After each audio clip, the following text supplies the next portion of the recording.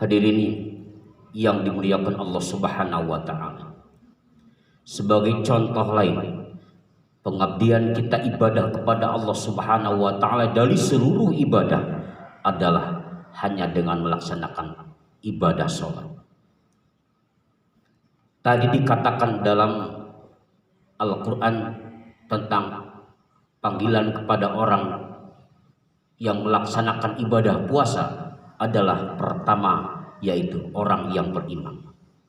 Ya ayyuhalladzina amanu kutiba alaikumusiyam. Di situ yang pertama kali ditanamkan adalah orang yang beriman. Kenapa? Karena hanya dengan keimanan itulah orang bisa melaksanakan ibadah. Tanamkan dulu sebagai tauhid, sebagaimana dikatakan dalam kitab Jubat, awwalu wajibin alal insani marifatul ilahi bistiqoni. Pertama kali yang diwajibkan kepada manusia adalah mengetahui Allah dengan penuh keyakinan. Sehingga setiap perintah yang harus dilaksanakan ditanamkan dulu ke tauhidnya. Ya ayyuhalladzina amanu, wahai orang yang beriman, baru ada perintah. Contoh di sini yang kedua, seluruh amal ibadah manusia terpusat kepada ibadah sholat. Dalam Al-Quran dijelaskan hampir semua apa yang dikatakan dalam Al-Quran. A'udzubillahi minasyaitonirrajim. Bismillahirrahmanirrahim. Alif lam mim. Zalikal kitabul la raiba fihi hudal lil muttaqin. Alladzina yu'minuna bil ghaib wa yuqimunas sholata wa mimma razaqnahum yunfikun. Al-ayat. Pertama kali perintah sholat pun juga alladzina yu'minuna bil ghaib. Pertama kali yaitu diperintahkan tentang tanamkan ketakwaan. Yakin di antara orang-orang yang beriman adalah orang yang yakin adanya Allah Subhanahu wa taala. Yang kedua, wa yuqimunas shalah. Orang yang mendirikan dan melaksanakan ibadah sholat. Inilah yang menjadi pertanyaan. Saya yakin hadirin semua bisa melaksanakan ibadah sholat. Sudah merupakan kewajiban. Bahkan lebih daripada itu, sholat merupakan suatu kebutuhan. Tapi ingat, tujuan ibadah puasa tadi la'allakum tattaqun, supaya manusia menjadi takwa. Karena dengan takwa kepada Allah Subhanahu wa taala, kita akan meraih kebahagiaan di dunia atau di akhirat. Pertanyaan yang ketiga, apa pantas sholat yang kita lakukan itu mengharapkan kita untuk menebus surga? Apa pantas kita melaksanakan sholat tiap hari ingin dapat surga? Atau pantaskah sholat kita itu bisa ditebus dengan surga? Inilah yang akan saya sampaikan. Hadirin rahimakumullah. Sebagai contoh,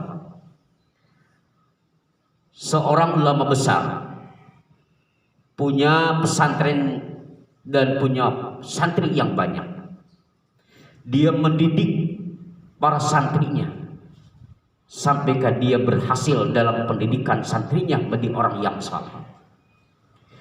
Satu saat seorang ulama itu merintahkan kepada santrinya, wahai anakku, sini sebentar, tolong bersihkan tempat ruangan ini karena mau dipakai ada tamu yang akan berkunjung ke sini. Anak itu melaksanakan perintahnya. Setelah melaksanakan perintahnya, terus anak itu pantaskah anak itu minta bayaran atau minta buruh? Saya yakin jawabannya tidak pantas. Sholat pun kita sama. Dengan kita ibadah, qad aflahal mu'minun, bahagialah orang mukmin, alladzina hum fi sholatihim khoshi'un, orang yang khusyuk dengan sholatnya. Dengan khusyuk sholatnya itulah pantaskah kita mengharapkan surga dari Allah? Baik, kita akan hitung-hitungan dengan hitung-hitungan matematik. apakah sholat kita ini bisa menembus surga? Hadirin yang sangat berbahagia, salah satu contoh ibadah sholat kita, kalau kita ingin itu dengan nilai matematik, seorang DKM mengumumkan kepada masyarakat, pada kesempatan ini siapa yang melaksanakan sholat di sini akan dapat bayaran 10.000 per orang. Saya yakin masjid itu akan penuh. Sholat yang kedua umumkan lagi, sholat yang ketiga umumkan lagi, sholat yang keempat sampai sholat yang kelima, berarti sehari semalam dia yang sholat mendapatkan upah yaitu 50.000, karena dibayar satu kali sholat adalah 10.000, sehingga jumlahnya sampai ke 50.000. Pasti dia akan bertanya dan mengajak kepada istrinya atau mengajak kepada anaknya. Kita ambil contoh, dia bawa ibunya, istrinya, dan dia juga bawa anaknya, 3 orang saja. Satu hari satu malam dia akan dapatkan upah yaitu 150.000. Hadirin rahimakumullah, 150.000 dikali 7 hari itu kurang lebih jumlahnya 1.050.000 per minggu dia dapat pahala. Kalau 1.050.000 dikali 4 minggu itu jumlahnya 4.200.000 per bulan. 4.200.000 dikali 1 tahun yaitu 12 bulan, jumlahnya 50.400.000. Hitung-hitungan 50.400.000 dikali toh usia manusia itu sampai 70 tahun saja contohnya, berarti kurang lebih dia dapat upah 3.500.000 seumur hidup. Nilai sholat itu berarti nilai sholat manusia itu nilainya 3.500.000. Hanya 3 miliar, tidak sampai ke triliun. Hadirin rahimakumullah, kita kalau diperintahkan untuk menghitung nikmat dari Allah, la tuhsuha, tidak dapat terhitung. Kenapa? Saking banyaknya nikmat-nikmat yang Allah berikan kepada kita semua.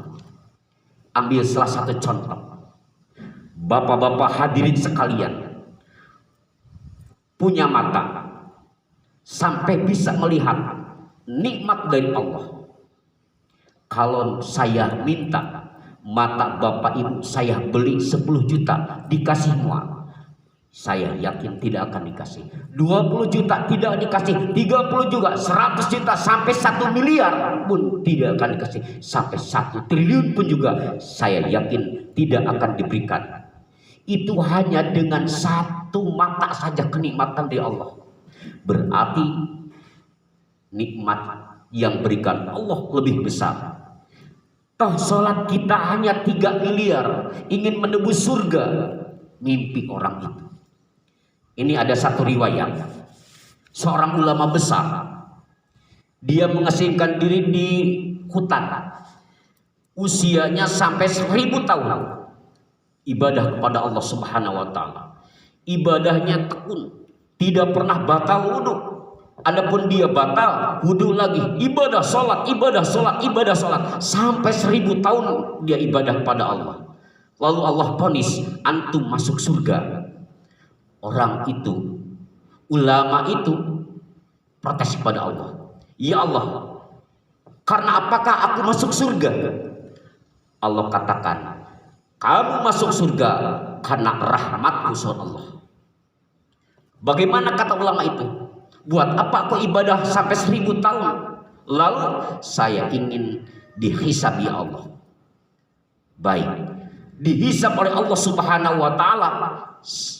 Ternyata hisaban Allah dengan satu butir bulu mata saja, dengan ibadah dibandingkan 1000 tahun dengan satu butir bulu mata, itu lebih berat bulu mata ketimbang ibadah yang 1000 tahun. Ulama yang 1000 tahun ibadahnya masih berat nikmat dari Allah yang satu bulu mata saja, apalagi ibadah kita. Sampai ulama itu menangis dan bertaubat kepada Allah. Ternyata dia tidak mensyukuri apa yang nikmat berikan Allah kepadanya. Hadirin rahimakumullah, nikmat yang diberikan Allah itu lebih besar ketimbang pengabdian kita. Kalau saya ingin menebus surga dengan amal saya, dengan ibadah puasa saya, dengan sholat saya, dengan apapun amal ibadah saya ingin menebus surga, mimpilah saya.